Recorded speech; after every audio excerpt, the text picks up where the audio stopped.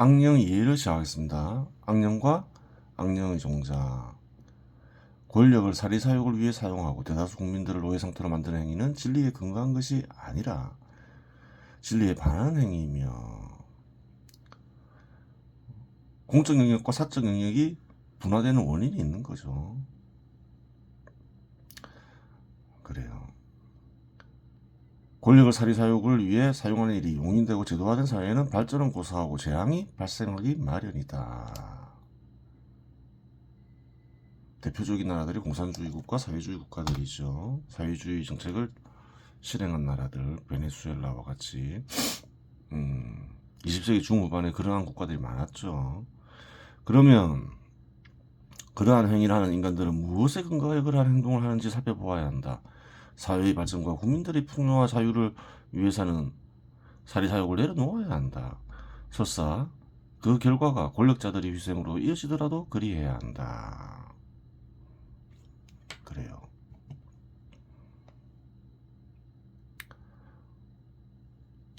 만일 영이 중심이 된 영혼들을 지닌 권력자들이라면 고민은 하겠지만 그러한 행동을 할 것이다.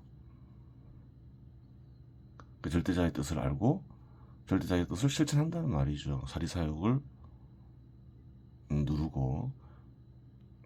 하지만 혼이 중심이 된 영혼들을 지닌 권력자들이라면 자신의 사리사욕이 제일 중요한 문제가 되어 그러한 행동을 하지 못한다. 각주가 있죠.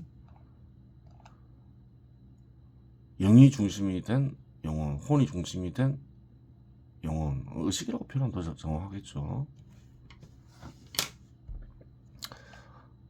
보겠습니다. 영혼은 혼백으로 불리기도 하는데 혼은 영혼의 영에 해당되고 백은 영혼의 혼에 해당된다. 영혼이라고도 하고 혼백이라고도 하죠. 어리라고 부르기도 하고 늑시라고 부르기도 하고. 그래요. 이러한 견해는 동서양을 막론하고 아는 이들은 아는 견해인 거죠. 그래요. 태을금화종주에 나오는 거죠. 백부식 이용, 식의 백 이생. 백, 넋이죠. 넋은 의식에 붙어서 작용하고 의식은 넋에 의지하여 생겨난다. 그래요. 백이란 게 있고 그래요. 요유혼, 혼이란 게 있다. 영역을 가리키죠. 신지소장야, 신이 감추어진, 머물고 있는 곳이다. 감추어진 곳이다. 인간이 마음에 깃든 신. 그래요. 그걸 가리키겠죠.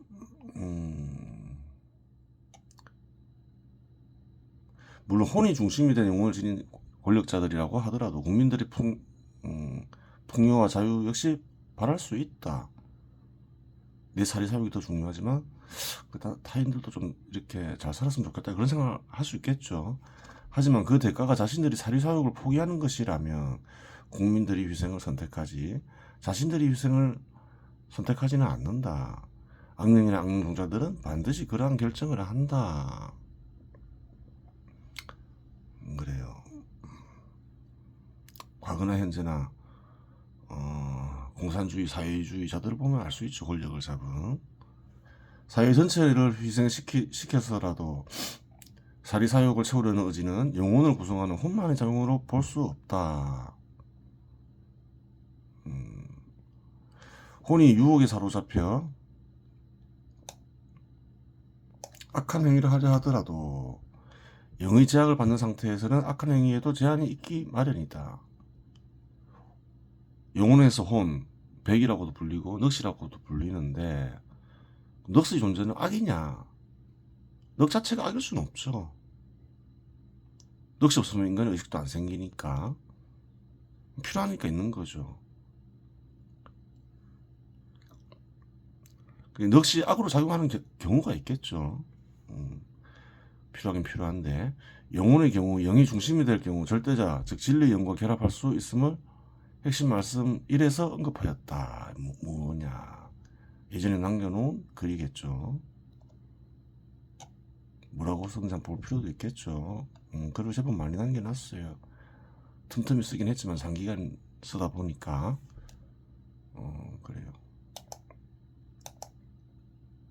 핵심 말씀 12줄에서 13줄이라 하죠. 혼으로 인해 자기를 인식하려는 용어는 나를 떠올린다. 나의 떠올림을 거치고 실체에 집중하여 영을 움직이면 진리가 나타나며 절대자와의 합이 이루어질 수 있다. 그런 말이 있죠.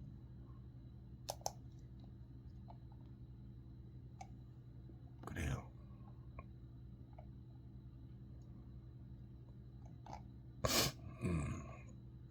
반대로 혼이 영혼의 중심이 되면 혼의 지배를 받으며 경우에 따라 절대항영 즉 사탄과도 합의를 이루어질 수 있다.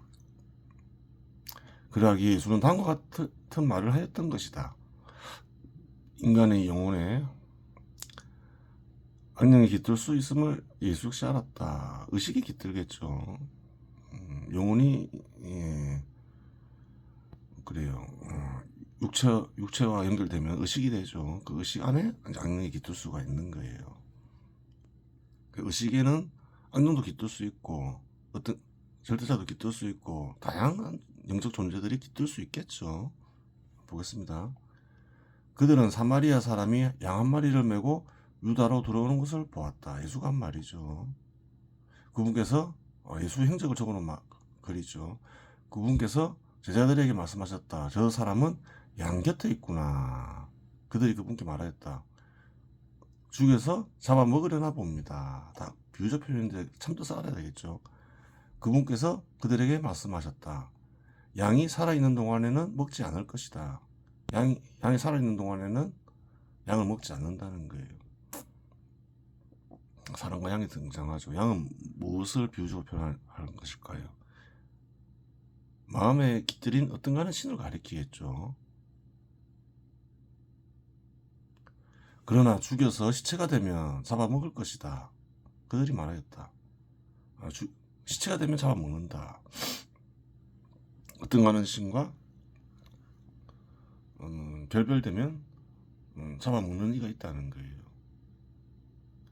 달리 할 수는 없을 것입니다. 그분께서 그들에게 말씀하셨다. 너희도 안식처 안에 안식 안에 너희가 머물 곳을 찾도록 하여라. 안식처 머물 곳을 찾아야 된다는 거예요. 안 잡아먹기 위해서는 안 잡아먹히는 곳을 가라. 어떤 거는 신의 마음에 거듭나라 그 말이죠. 비유적 표현이죠. 그래야 시체가 되어 그들에게 잡아먹히지 않을 것이다. 악마들에게 잡아먹히지 않는다는 거예요.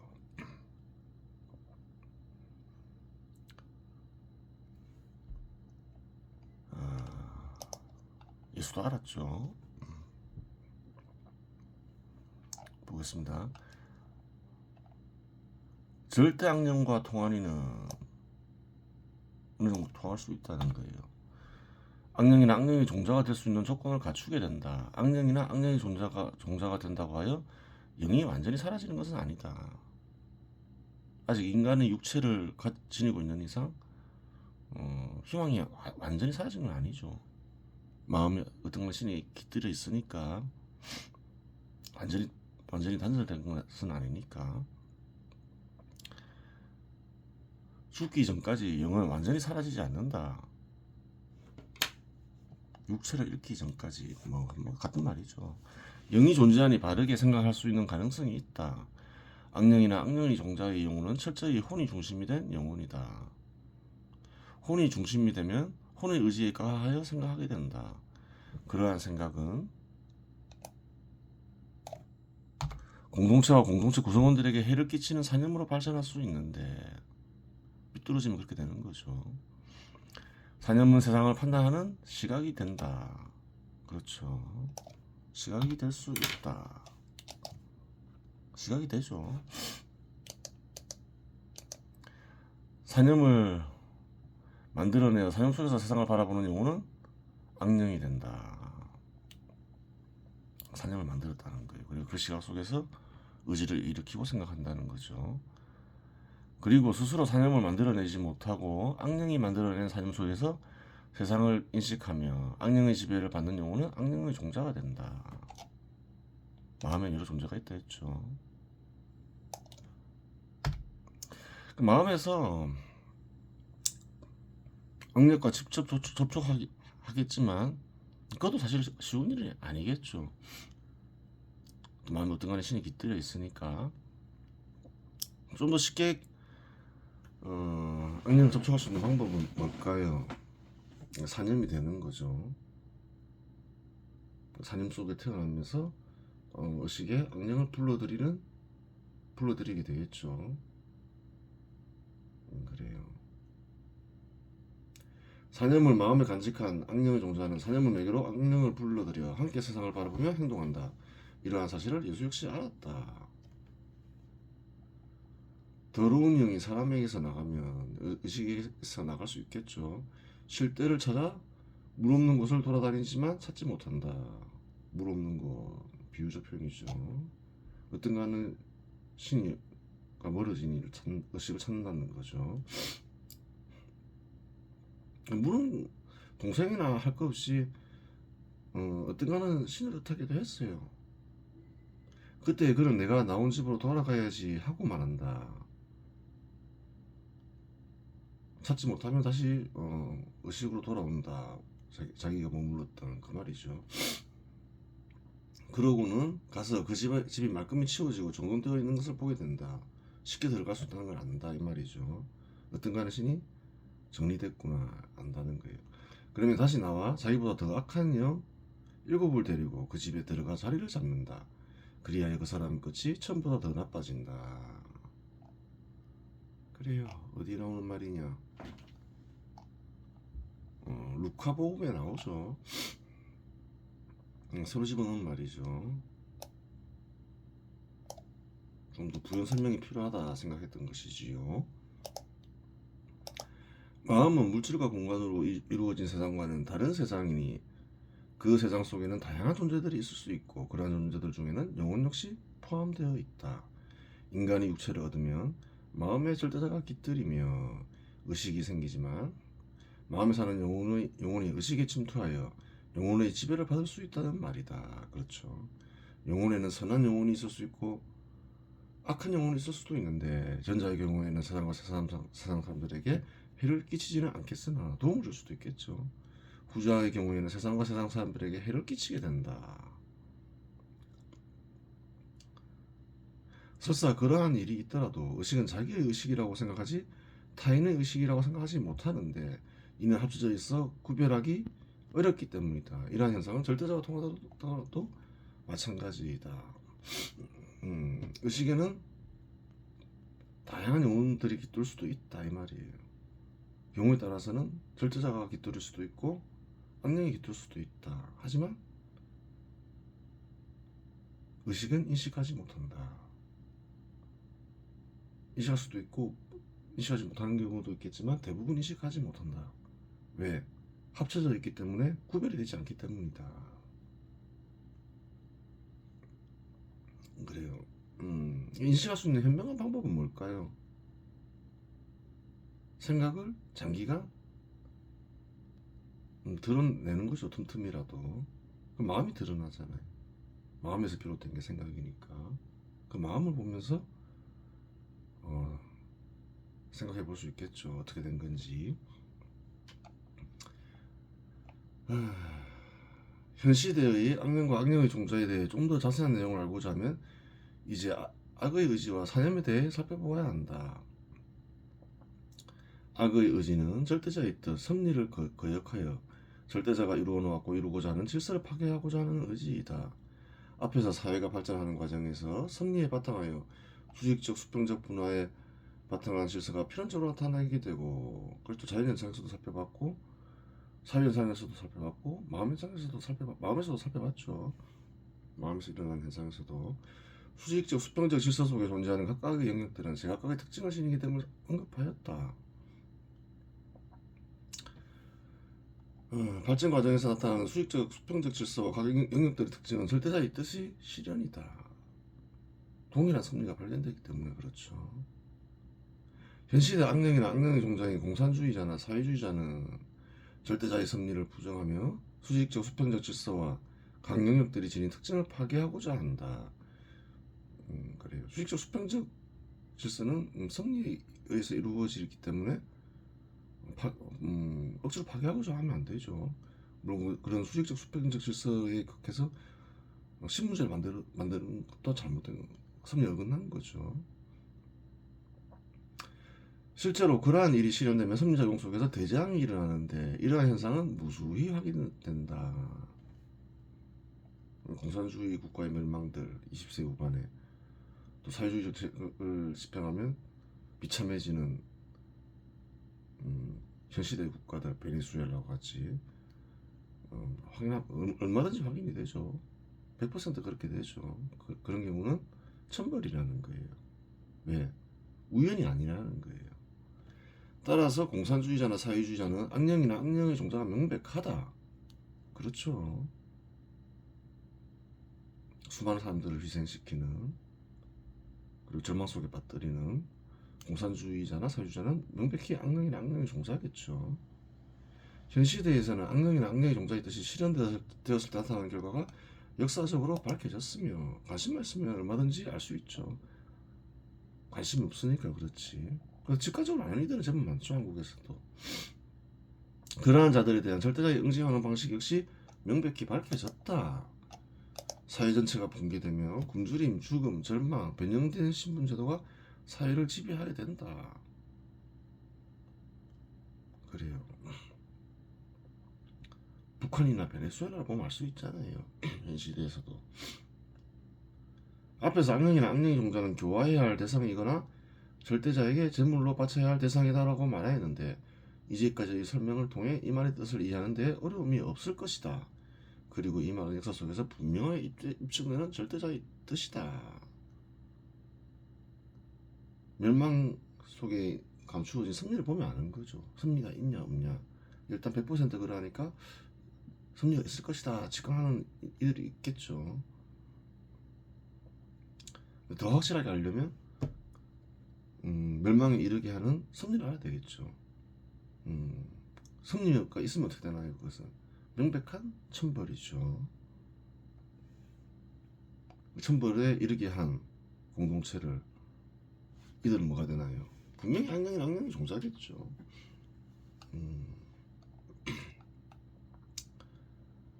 그러면 이제 악의 실체에 대해 살펴보도록 하겠다.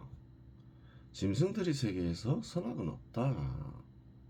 동족을 죽이건 폭행하건 강간하건 그러한 행위는 자연적인 행위가 되지 선악의 판단 대상이 되지 않는다. 그렇죠.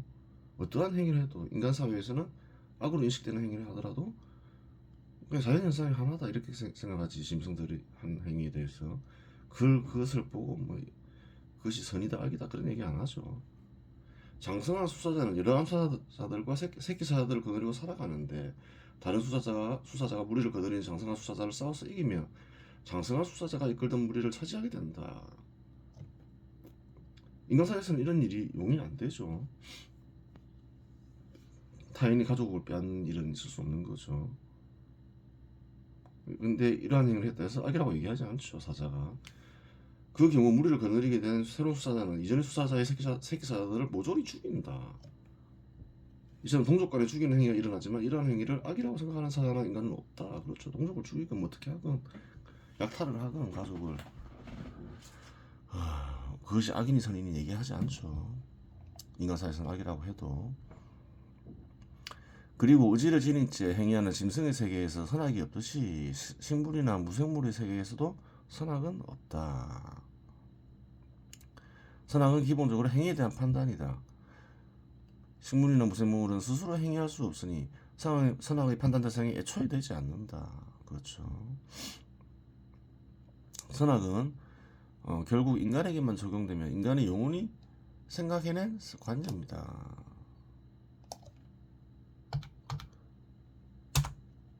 원래부터 인간에게도 선악이 없는 거냐 이렇게 생각할 수 있잖아요. 그건 아니겠죠.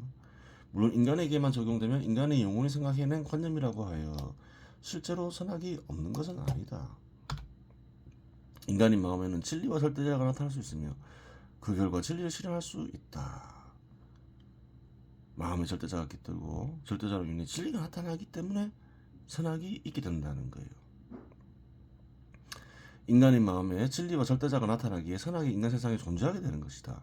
절대자는 반드시 진리와 함께 나타난다. 그러하기에 절대자가 있는 곳에 진리가 있고 진리가 있는 곳에 절대자가 있는 것이다. 진리를 실현함으로써 인간은 문명을 지니게 되어 짐승들은 누릴 수 없는 풍요와 정의, 자유, 평등 등을 누릴 수 있게 되었다. 진리를 실현해서 문명이 발전함으로써 인간은 큰 혜택을 누리고 있죠. 사람들은 절대자의 은혜가 필요하다는데 사람들도 예전에는 짐승처럼 살았죠. 더럽고 위험하고 문명을 지니게 되면서 상당히 그러한 것에 벗어났죠. 문명이 발전하면 더 벗어나게 되겠죠. 누구의 은혜냐는 거냐? 누구의 은혜냐는 거예요. 절대자의 은혜다. 왜? 진리를 있게 하는 존재가 절대자이며 진리를 통해 생각하는 이가 절대자이기 때문이다. 또 그게 다 설명이 되느냐? 이런 말도 할 수 있겠죠. 이는 절대자가 인간에게만 베푼 은혜이다. 하지만 절대자의 은혜 속에는 인간이 지켜야 할 사명 역시 간직되어 있다. 사명이 있다는 거예요. 절대자와 함께 인간의 마음에 드러나는 진리 속에는 진리를 실현하라는 절대자의 명령이 간직되어 있다. 따라서 이 명령에 반하는 행위를 하게 되면 악을 행한 것이 되어 살아서나 죽어서나 절대자의 저주를 받게 되는 것이다. 조선의 멸망을 천발이라고 했죠. 진리를 찾고 진리를 실현하면서 문명을 발전시키면 인간에게 이롭죠. 그것이 또 인간들로 이루어진 집단의 사명이기도 하다는 거예요. 그것을 조선이 저버렸기 때문에 천벌로 멸망한 거죠. 물론 이 저주는 절대자의 뜻을 이해하고 실천하는 것 외에 어떠한 방법으로도 풀 수 없다. 한국이 시장과 자본의 발전에 힘쓰니까 저주에서 풀리잖아요. 조선은 그 반대였으니까 멸망하고 다 확인이 되는 거예요. 벗어날 수도 있다는 거예요. 이러한 사실을 예수 역시 알았다. 사람들이 어떠한 죄를 짓든 신성을 모독하는 어떠한 말을 하든 다 용서받을 것이다. 신을 원망하고 그래도 용서받는다는 거예요. 그러나 성령을 모독하는 말은 용서받지 못할 것이다. 성령이 뭐지? 신하고 다른 것인가? 이렇게 생각할 수 있잖아요. 사람의 아들을 거슬러 말하는 자는 용서받을 것이다. 여기서 사람의 아들을 거슬러 말하는 자, 예수 같은 일을 얘기하겠죠. 그런 사람은 모독해도 용서받을 수 있다는 거예요. 신을 모욕해도 용서받을 수 있다는 거예요. 근데 성령을 모욕하면 용서받지 못한다는 거예요. 그러나 성령을 거슬러 말하는 자는 현세에서도 내세에서도 용서받지 못할 것이다. 마태복음이 나오죠. 예수가 한 말로 알려져 있죠. 그런 말 했겠죠. 여러 복음서에서 나오죠. 성령은 도대체 어떤 존재길래 그러하냐.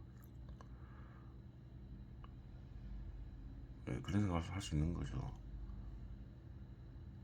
아버지와 아들을 모독하는 말은 다 용서받을 수 있지만 성령을 모독하면 용서받지 못한다고 하니 성령이 가장 높은 존재인 것처럼 보일 수 있다.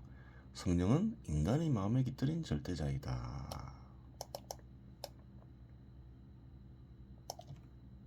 인간의 마음에 깃들면서 넉석 영향을 주면서 인간의 의식이 생긴다는 거예요. 인간의 의식을 잊게 하는 존재가 성령이다.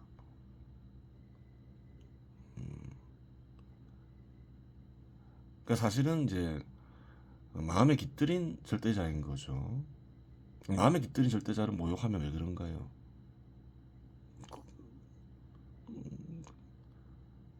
그 의식을 잊게 하는 존재, 자신을 잊게 하는 존재를 모욕하는 것이 되잖아요.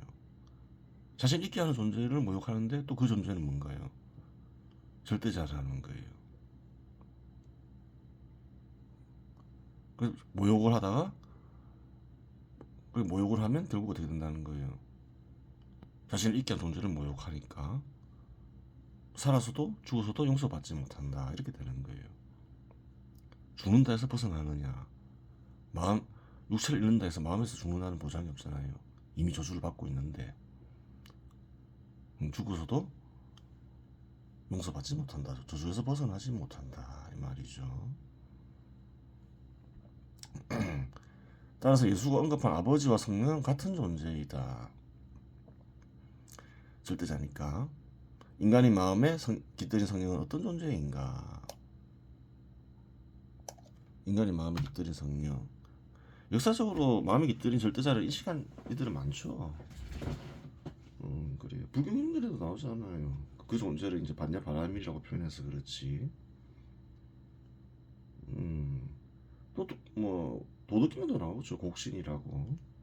도가 나오고 또 곡신이 나오잖아요. 그래서 아는 이들은 다 알았던 거예요. 인간의 의식을 잊게 하는 존재이며 진리를 남기고 동시에 진리의 실현을 명령한다. 또한 모든 세상의 지배자이기도 하다. 그러하기에 성령을 모욕한 이는 절대자의 명령에 거역한 것이 되어 어떤 경우든 나아가 죽어서도 용서받지 못하게 되는 것이다. 살아서도 죽지 못하고 죽어서도 죽지 못하는 대표적인 사례가 뭔가요? 자살이라는 거예요. 살아서 지옥에 떨어졌죠. 죽음에 이르게 하는, 견디지 못하고 자살하잖아요. 죽었다 해서 살았을 때 죽음을 견디지 못, 그래요. 죽어서도 피하고 싶은 그 마음에 있는 장소에서 벗어날 수 있다는 거예요. 그 지옥이겠죠. 벗어날 수 없다는 거예요.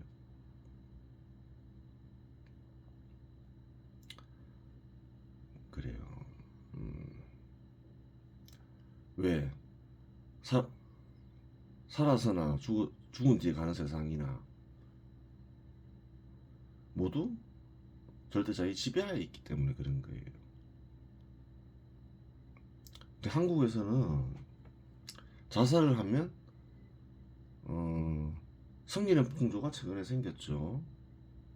특히 한국 좌파 인사들이 그렇죠. 자살한 이들, 뭐 노무현 전 대통령이나 뭐 또 생각나는 게 노회찬 전 국회의원이나 추모하고 성기를 하잖아요. 그러한 행위는 어떤가요? 그 자들을 죽인 이가 누군가요? 이게 성령이라는 거예요. 성령의 저주를 받아서 죽은 건 확실하죠. 그런데 저주받은 이를 섬기면 어떻게 될까요? 성령을 모욕한 게 되는 것이지요. 위험한 거예요. 얼른 깨우쳐야 되고, 그런 생각을 할 수 있잖아요. 그러면 성령의 저주를 받은 이를 용서밖에 할 수 없을까? 밖에 할 수 있는 방법이 없을까? 방법이 있겠죠. 방법이 있는데, 성령의 행위를 모욕하면 안 되겠죠. 잘했다 해야 되는 것이고, 그만 큰 죄를 지었으니까 이제 죽인 것인데, 누구의 마음에나 어떤 간에 절대자가 깃든다 했죠. 누구에게 용서를 빌어야 되겠나요? 가장 효과적인 것은 마음에 깃든 자신의 성령에게, 절대자에게 용서해달라고 빌어야 되는 거예요. 그 죄를 용서해달라고, 그 자의 죄를. 그렇게 되겠죠. 그리고 세상 사람들에게 용서를 구해야 되는 거예요. 그 세상과 세상 사람들이 용서해달라고 빌어주면 구제받을 수도 수도 있겠죠. 누구의 마음에나 깃드는 성령은 한 존재이기 때문에 그렇게 되는 것이에요. 그래요.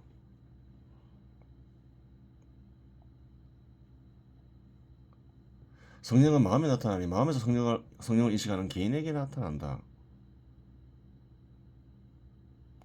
결국 세상 사람들이 인식할 수 있게 나타나는 것은 성령의 말씀이 된다. 개인의 마음에 나타나는데 그 개인이 기록으로 남겨놓으면 성령의 말씀이 되죠. 하나님 말씀이 되는 거죠. 한국말로 하면. 결론적으로 인간의 마음에 절대자와 진리가 나타날 수 없다면 짐승과 마찬가지로 인간에게 선악이란 존재할 수 없다. 선악을 잊게 하는 근거가 마음에 깃든 절대자라는 거예요. 인간의 마음에는 절대자와 진리가 나타나기에 짐승과 달리 인간 세상에는 선악이 존재하게 되는 것이다. 인간의 마음에 절대자와 진리가 나타난다. 동시에 나타난다. 그런 얘기를 한 이가 있느냐 과거에도. 있겠죠. 많겠죠. 찾아본 게 이거라서 그렇지. 성경에도 나와 있어요. 이러한 사실을 아는 이들은 역사적으로 제법 많았다. 이스라엘의 선지자로 알려진 이사야 역시 알았다. 성령을 예수 가수로 이제 강조해서 얘기했는데 성령에 대한 얘기는 다른 선지자도 얘기를 했겠죠. 그 전 선지자인 이사야 역시 알았죠. 농부가 씨를 뿌리러 가 날마다 밭을 갈겠느냐, 제 땅을 뒤집고 썰애지만 하겠느냐, 그보다는 밭을 고르고 가서 검정풀 씨를 뿌리고 소외양 씨를 뿌린 다음 줄줄이 밀을 심고 적당한 자리에 보리를, 가장자리에는 길이를 심지 않느냐. 이렇게 그의 하나님께서 그에게 법칙을 알려주시고 그를 가르쳐 주신다. 현명하게 행동하는 것은 마음에 깃든 하나님이 작용이라는 거예요. 사람들은 자기가 똑똑해서 그런 줄 알지만 그게 아니다. 마음에 신이 깃든다는 것은 이사야 역시 알았던 것이지요. 그렇게 되는 거예요. 한번 읽어볼 필요가 있겠죠. 따라서 선악의 근거는 절대자의 진리가 된다. 절대자와 진리로 인해 인간이 지켜야 할 하늘의 법이 생기는 것이다. 물론 하늘의 법에 입각한 선악은 시대와 장소에 따라 변하는 인간의 법에 입각한 선악과 일치한다는 보장이 없다. 인간들 법들 중에도 하늘의 법이 변해서 된 것들이 있다. 예를 들어 공동체 내에서 사회 구성원들 간에 살인을 금지하는 것과 같이 인간이 만든 법 중에는 하늘의 법이 변해서 된 것이 있다. 하지만 하늘의 법과 무관한 인간의 법은 절대자가 판단하는 선악의 기준은 아니다. 그래요. 이번 시간 여기서 마치겠습니다.